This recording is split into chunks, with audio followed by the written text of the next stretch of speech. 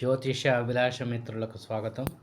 ఈ ఆడియోలో మనము వృషభ లగ్నంలో పుట్టిన వారి యొక్క శారీరక మానసిక లక్షణములు, అలాగే వీరి యొక్క సాధారణ లక్షణములు ఎలా ఉంటాయో తెలుసుకుందాం. వృషభ లగ్నం మేష లగ్నానికి మరియు మిథున లగ్నానికి మధ్యలో ఉంటుంది. మేష లగ్నం అగ్నితత్వం చర్రాశి అయితే, మిథున లగ్నం వాయుతత్వం ద్విస్వభావ రాశి, మరియు వృషభ లగ్నం వచ్చేసి భూతత్వ రాశి. ఇది ఒక స్థిరమైన రాశి.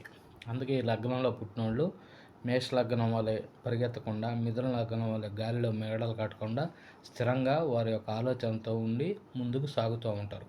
ఇంకా వీరి యొక్క మానసిక లక్షణములు ఎలా ఉంటాయంటే, వీరు మొండి పట్టుదల వీళ్ళకి ఎక్కువగా ఉంటుంది. ఏదైనా అనుకుంటే దాన్ని సాధించేంత వరకు వదిలిపెట్టరు అన్నమాట. అలాగే గర్వం కూడా ఎక్కువగా ఉంటుంది.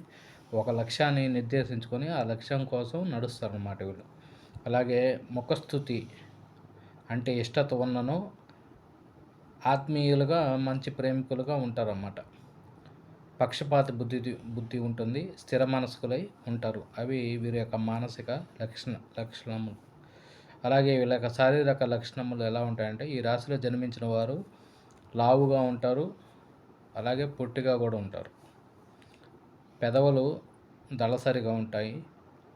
శరీర వర్ణము నల్లగా ఉంటుంది. అందమైన ముఖము కలిగి ఉంటారు. ఆకర్షణీయమైన కళ్ళు, పెద్ద చెవులు, విశాలమైన నుదురు, చేతులు లావుగా ఉంటాయన్నమాట. వీరి యొక్క సాధారణ లక్షణములు ఎలా ఉంటాయంటే, వీరికి వినే ఓపిక తక్కువ ఉంటుంది. ఈ లగ్నంలో జన్మించిన వారు వృషభం వలె ప్రవర్తిస్తారు. వీరికి ఆత్మవిశ్వాసం ఎక్కువ ఉంటుంది. సహనం ఎక్కువగా ఉంటుంది. వారికి వారే కొన్ని కట్టుబాట్లతో పెట్టుకుంటారు. తమ తెలివితేటలతో చుచ్చుకుపోతారు. వీరు తమ పథకాలను ఆచరణలో పెట్టేవారే ఉంటారు. వీరికి శారీరక బలంతో పాటు మానసిక బలం కూడా ఎక్కువగా ఉంటుందన్నమాట. వీరు సౌందర్యాన్ని, సంగీతాన్ని ఎక్కువగా ప్రేమిస్తారు.